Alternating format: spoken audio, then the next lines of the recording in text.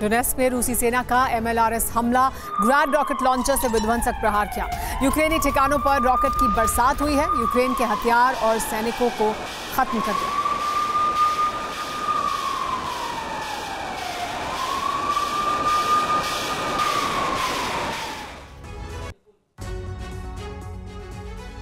रूस की धरती पर यूक्रेन 3 दिन से लगातार हमले कर रहा है।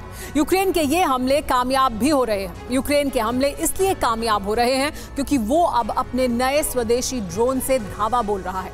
यूक्रेन के ये वही ड्रोन हैं जिससे रूस परेशान है, लेकिन अब पुतिन की सेना ने यूक्रेनी ड्रोन की काट तलाश ली है। तो सवाल यही है कि आखिर अब रूस यूक्रेनी अटैक को रोकने के लिए किस रणनीति पर काम करने जा रहा है।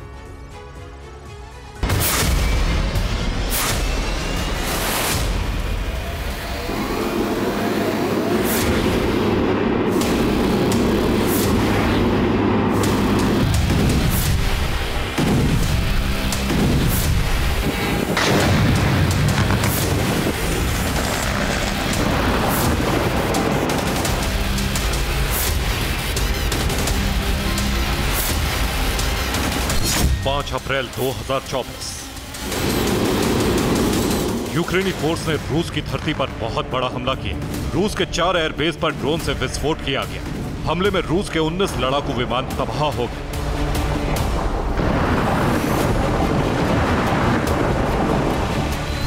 रूस की धरती पर यह यूक्रेनी फोर्स का सबसे बड़ा हमला था, सबसे बड़ा विमान विनाश था।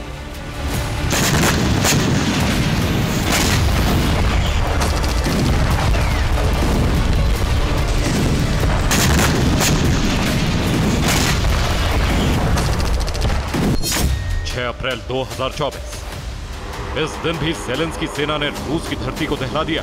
यूक्रेन के टारगेट पर रूस की ऑयल रिफाइनरी और ऑयल डिपो थे। यूक्रेन के आक्रमण में रूस की ऑयल रिफाइनरी जल गई।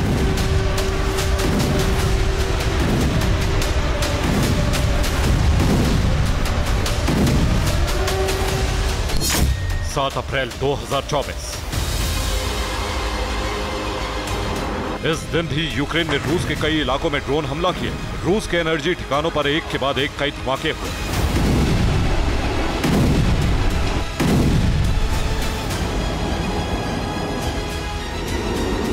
यूक्रेनी फोर्स 3 दिन से जिस ड्रोन से हमले कर रही है वो यूक्रेन के स्वदेशी ड्रोन। यूक्रेन ने लंबी दूरी तक हमला करने वाले घातक ड्रोन बना लिए। ज़ेलेंस्की की फोर्स अब इन्हीं ड्रोन से रूसी धरती को दहला रही है।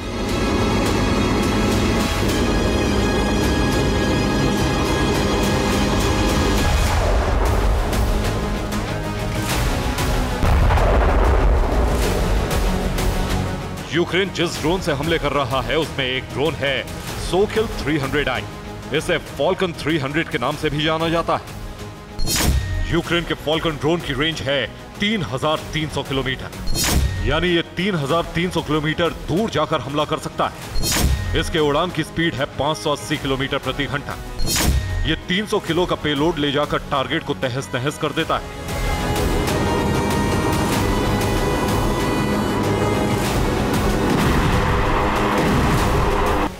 यूक्रेन ने एक और खतरनाक ड्रोन तैयार कर लिया। ना सिर्फ तैयार कर लिया है बल्कि हमले के लिए उसका इस्तेमाल भी कर रहा है। यूक्रेन के दूसरे ड्रोन का नाम है UJ-22। इसकी रेंज है 800 किलोमीटर। ये 85 किलो का पेलोड लेकर जाता है।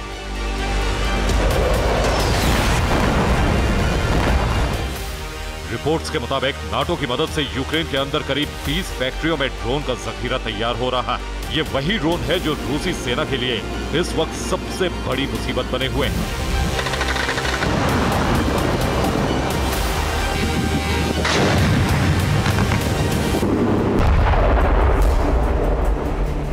रूस ने यूक्रेन के ड्रोन घात को नाकाम करने के लिए अब नया प्लान तैयार कर लिया है। क्रेमलिन के प्लान का खुलासा रूसी रक्षा विशेषज्ञ एवगेनी मिखाइलोव ने किया है।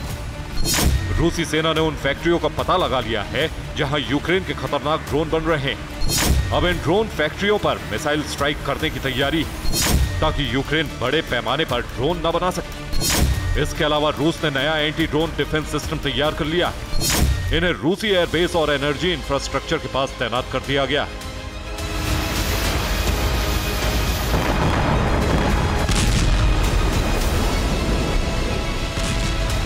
मतलब ये कि रूसी सेना यूक्रेनी ड्रोन फैक्ट्रियों को खत्म करने के साथ साथ अपनी सुरक्षा कवच को भी मजबूत कर रही है। जिस तरह यूक्रेन ने काउंटर ऑफेंसिव की रणनीति बदली, उसी तरह पुतिन सेना ने अपनी युद्ध नीति बदल दी। इस परिवर्तन के साथ ही युद्ध और भी भयावह होने जा रहा है।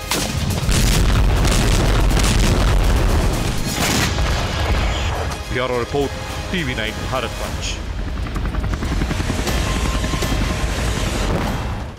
बस कुछ दिन और फिर इजराइल में ऐसा बारूदी बवंडर आएगा जिससे इजराइल में जबरदस्त तबाही मच जाएगी। इसके लिए ईरान ने बड़ी तैयारी की है। लॉन्च पैड पर मिसाइल अलर्ट मोड में है, डिफेंस सिस्टम तैनात कर दिए गए हैं और IRGC कमांडो ब्लूप्रिंट बना रहे हैं। हमले का वक्त रमजान खत्म होने के बाद रखा गया है।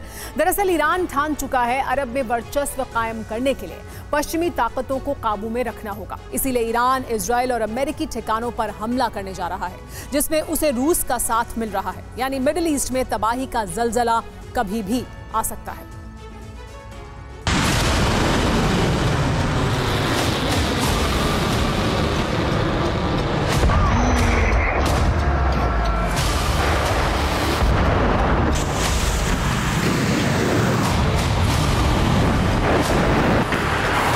इजराइल ने तबाही मचाई, अब ईरान की बारी।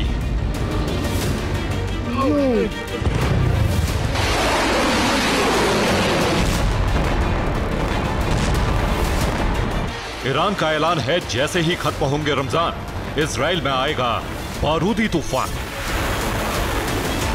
ईरान ने इसके लिए जबरदस्त तैयारी भी की। अमेरिकी खुफिया रिपोर्ट से खुलासा हुआ है ईरान स्वार्म ड्रोन बटालियन तैयार कर रहा है। इसके अलावा बैलिस्टिक मिसाइलों को अलर्ट मोड पर डाल दिया है। एयर डिफेंस सिस्टम पावर को अहम ठिकानों पर तैनात करना शुरू कर दिया है। वॉरशिप पर लॉन्ग रेंज मिसाइल तैनात की जा रही है। IRGC के कमांडर तेहरान में अंडरग्राउंड बंकर में जा पहुंचे। लोगों को सतर्क रहने की एडवाइजरी जारी कर दी गई।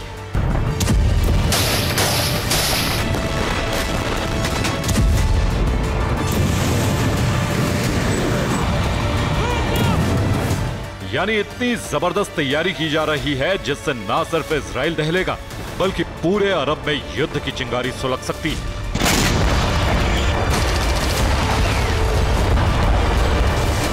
CIA की रिपोर्ट है जिसमें बताया गया है रमजान खत्म होते ही अरब में बड़ा विस्फोट हो सकता है। ईरान के टारगेट पर इजराइल है। ईरान सीरिया में दूतावास पर हुए हमले का बदला लेने के लिए बेचैन है। जैसे ही रमजान खत्म हुए वैसे ही ईरान हमला बोल देगा।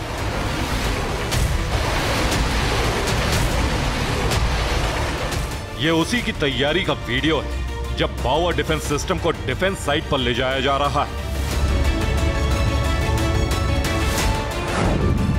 पावर डिफेंस सिस्टम को बॉर्डर और अहम ठिकानों पर लगाया जाएगा। पावर सिस्टम रूस के S-400 डिफेंस सिस्टम की रिवर्स इंजीनियरिंग से बनाया गया है। यानी रूस ने ईरान के हथियार बनाने में मदद की है या फिर अपने S-400 की तकनीक दी जिससे ईरान ने पावर बना लिया।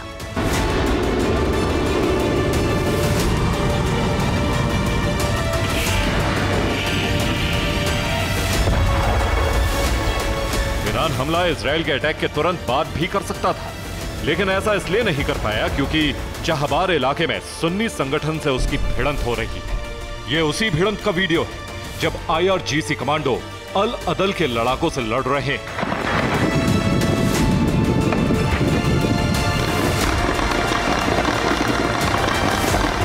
दोनों के बीच जबरदस्त जंग हो रही है। अल अदल ने 24 घंटे में IRGC के 11 कमांडो मार गिराए।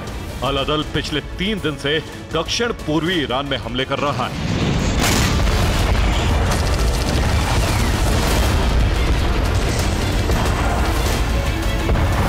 ईरान ने फैसला किया है कि रमजान खत्म होने से पहले अल अदल का खात्मा करेगा, फिर इजराइल पर हमला करेगा।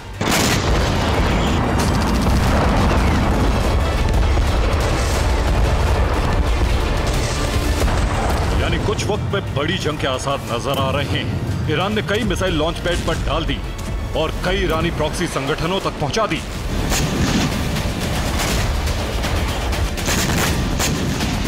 दूसरी तरफ अमेरिका और इजराइल भी करारा जवाब देने को तैयार है। ईरान के पास सारम शॉर्ट रेंज मिसाइल है, जिसे हमास और हिजबुल्लाह को देने की बात सामने आ रही है। इसकी अटैक क्षमता 300 किलोमीटर है, जबकि ये 500 किलो विस्फोटक से दुश्मन को दहलाने में सक्षम है।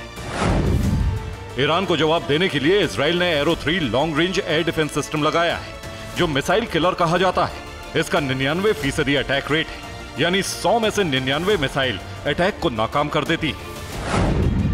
ईरान ने अल यासीन 105 एंटी टैंक रॉकेट की खेप भी हमास को भेजी, जिसकी रेंज 300 से 500 मीटर है। ईरान इसे मरकावा टैंक का काल कह रहा है। इजराइल ने रोमाहा मल्टीपल रॉकेट लॉन्चर तैनात कर दिया है, जिसे अमेरिका से खरीदा है। इसका इस्तेमाल अमेरिका गल्फ वॉर में कर चुका है। जबकि ईरान ने कमांड 19 नाम का अटैक एंड सर्विलांस ड्रोन तैयार किया है, जिसकी रेंज 3000 किलोमीटर है। यह अपने साथ 300 किलो विस्फोटक ले जा सकता है। अमेरिका ने मिडिल ईस्ट में अपने सैन्य ठिकानों को हमले से बचाने के लिए पेट्रियट एयर डिफेंस सिस्टम लगा दिए हैं। इसकी मारक क्षमता 160 किलोमीटर है।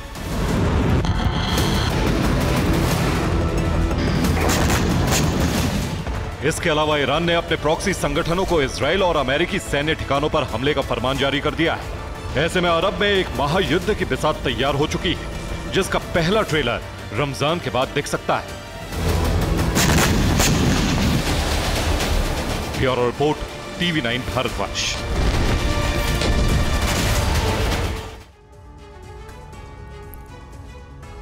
गाजा में इजराइल के ऑपरेशन के बीच अब हिजबुल्लाह ज्यादा बड़ी चुनौती बन गया है। हिजबुल्लाह लगातार इजराइल पर हमले कर रहा है और एक रिपोर्ट के मुताबिक हिजबुल्लाह के पास एयर डिफेंस सिस्टम भी है, जिससे वो इजरायली ड्रोन को गिराने में कामयाब हुआ है।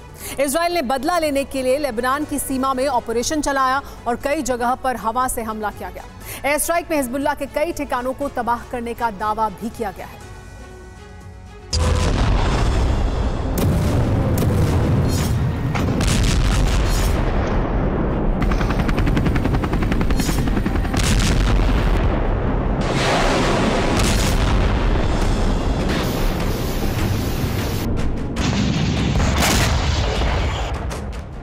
गाजा से लेकर लेबनान तक जबरदस्त हमला।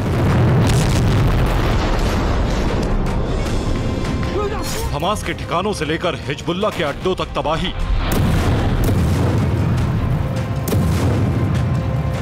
इजराइल की सेना ने एक साथ अपने 2 दुश्मनों पर हमला किया। इजराइल के हमले में हिजबुल्लाह के कई ठिकाने भस्म हो गए। तो वही हमास के सीक्रेट ठिकानों का खुलासा भी हुआ है। रिपोर्ट के मुताबिक इजराइल ने पूर्वी लेबनान पर हवाई हमला किया। इस दौरान कई फाइटर जेट लेबनान की सीमा में दाखिल हुए और फिर हवा से जबरदस्त बमबारी की गई। हिजबुल्लाह ने इजराइल के एक ड्रोन को गिराया था। इजराइल ने बदला लेने के लिए हवाई हमला किया। लेबनान के बालबेक में हिजबुल्लाह के ठिकानों को नष्ट किया गया।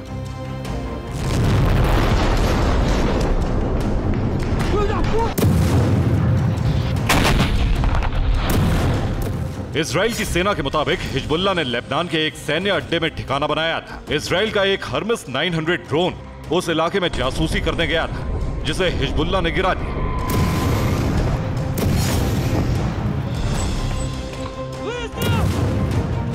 इसके अलावा हिजबुल्लाह ने गोलन हाइट्स में रॉकेट से भी हमला किया। हिजबुल्लाह के दर्जनों rocket Israeli air defence base को टारगेट करके दागे गए थे, लेकिन इजरायली एयर डिफेंस ने सभी रॉकेट को गिरा दिया।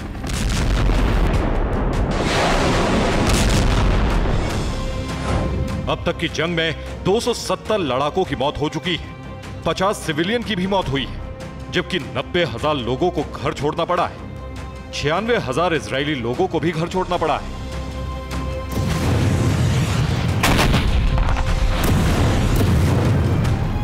हिजबुल्लाह ने ऐलान कर दिया है कि गाजा में सीज फायर होने तक इजराइल पर हमला जारी रहेगा। गाजा में भी इजरायली सेना ने हमास को बड़ा झटका दिया है। सर्च अभियान के दौरान हमास की 3 सुरंगों तक इजराइल की सेना पहुंची। इसमें से एक इजराइल की सीमा के अंदर 500 मीटर की दूरी तक बनी हुई थी।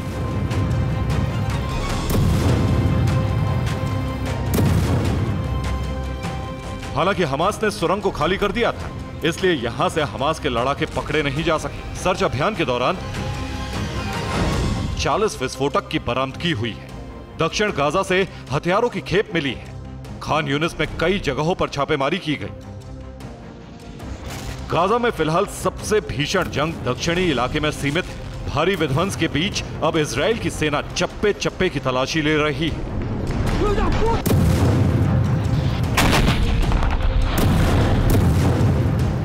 इसी दौरान हमास के कई ठिकानों का खुलासा हुआ है, लेकिन किसी भी जगह से बंधकों का कोई बड़ा सुराग नहीं मिला है। इजरायली सेना को शक है कि इन ठिकानों को छोड़कर हमास के लड़ाके राफा बॉर्डर पर जा छिपे हैं। इजरायली सेना के मुताबिक अब तक 13,000 हमास लड़ाकों की मौत हो चुकी है, जबकि हमास का दावा है कि गाजा में अब तक 33,000 लोगों की मौत हुई है।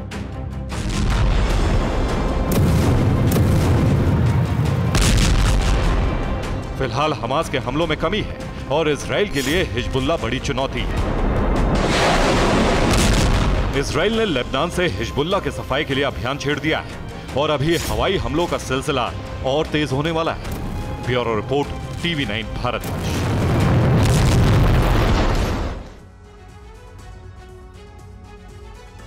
क्या गाजा युद्ध के चलते इजरायली पीएम नेतन्याहू की सत्ता जाने वाली है? क्या बेंजामिन की सरकार गिरने वाली है?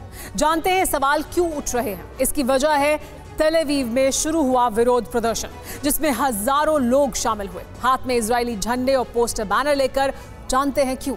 हमास के बंधक में चंगुल में फंसे बंधकों के लिए, नेतन्याहू की बर्खास्तगी के लिए। मगर देखते ही देखते धरना प्रदर्शन खूनी विद्रोह में तब्दील हो गया। आखिर कैसे, देखिए इस रिपोर्ट में।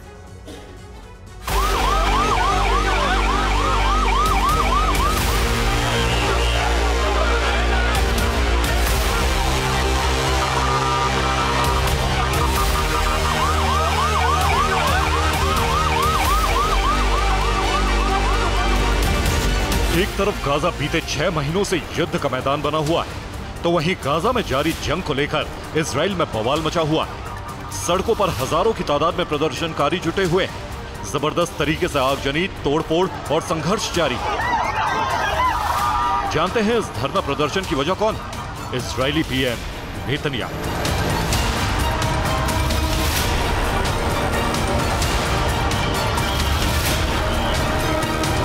दरअसल हमास के चंगुल में फंसे बंधकों को नेतन्याहू अब तक नहीं छुड़ा पाए, लिहाजा इसी बात को लेकर नेतन्याहू के खिलाफ इजरायली लोगों का गुस्सा भड़का हुआ है। दावा तो यह तक किया जा रहा है कि किसी भी वक्त इजराइल के भीतर ही गृह युद्ध छिड़ सकता है।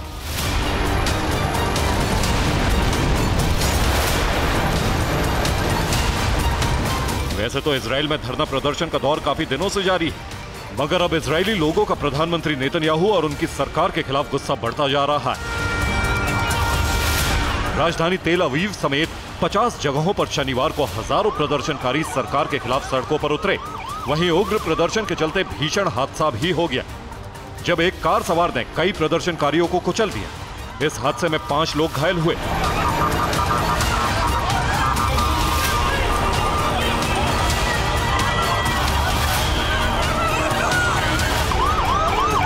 इजरायली मीडिया में प्रदर्शन को लेकर जो जानकारी सामने आ रही है, उसके मुताबिक 45,000 से ज्यादा लोग धरना प्रदर्शन में शामिल हुए।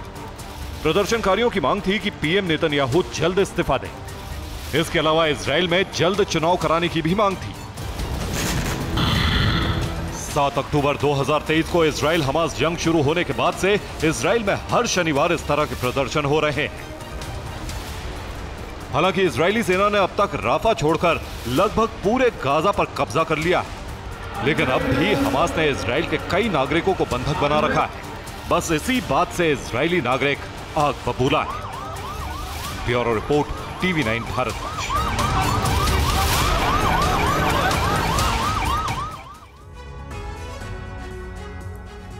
और अब बात उस लाल संकट की जो ताइवान पर मंडरा रहा है। चीन ताइवान पर किसी भी वक्त आक्रमण कर सकता है। इस बात के संकेत तब मिले जब चीन की सेना और नौसेना ताइवान के पास युद्धाभ्यास करने लगी।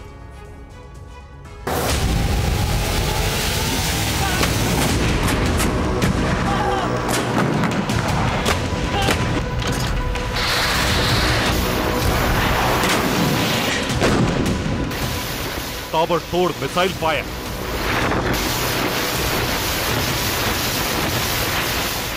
रॉकेट लॉन्चर की गर्जना, टैंक की हुंकार, तोप से विध्वंसक प्रहार,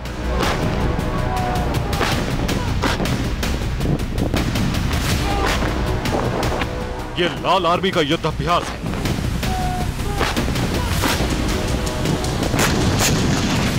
यानी चीन की सेना की वॉर प्रैक्टिस।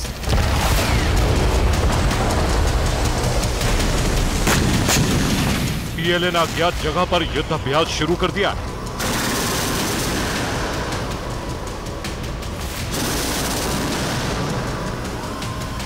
माना जा रहा है कि यह ताइवान पर हमले का ड्रिल है।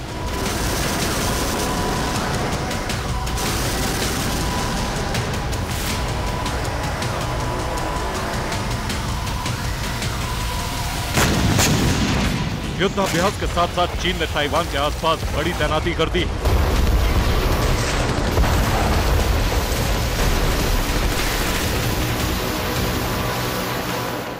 ताइवान के पास जिनपिंग की सेना ने अपने कई वॉरशिप और फाइटर जेट तैनात कर दिए।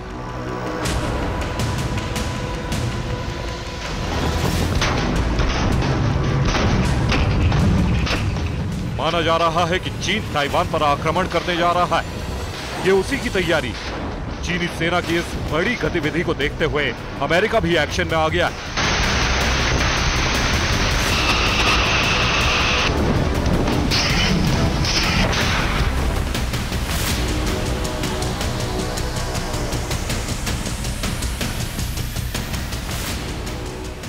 अमेरिका ने अपने परमाणु बॉम्बर F-22 रैप्टर को जापान भेज दिया है। इसके साथ ही अमेरिका ने अपनी परमाणु पनडुब्बी को भेजने का ऐलान कर दिया है।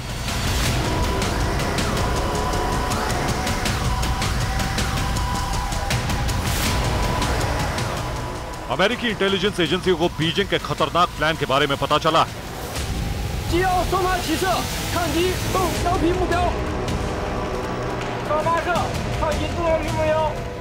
पीएलए ताइवान पर धावा बोलने की तैयारी कर रही है।